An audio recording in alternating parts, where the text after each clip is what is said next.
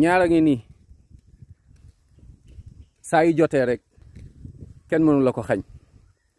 la budda la shakka di nga dajeek moom bi ci jëkk mooy mawtuk mooy bés bi ngay génn àdduna su jotee rek fu mu la mën a fekk moo xam ci suuf moo xam ci kaw moo xam ci géej gi fu mu la mën a fekk di nga dajeek moom naam ndax kullu nafsin zaiqatul mawt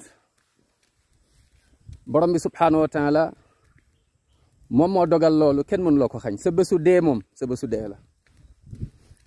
ñaareel bi moom mooy sa wërsëg rizquka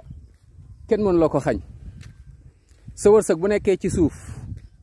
di nga ko jot bu nekkee ci kaw di nga ko jot bu nekkee ci géej fu mu mën a nekk di nga ko jot kon bul ragal ku dul yàlla bul wóolu ku dul yàlla bul yaakaar ku dul yàlla yàlla rek a fi nekk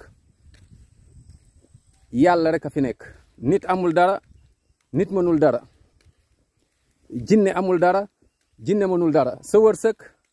borom bi subhanahu wa taala nee na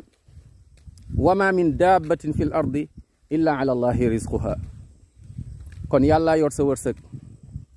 bés bi nga fiy jóge aussi yàlla moom moo koy dogal kon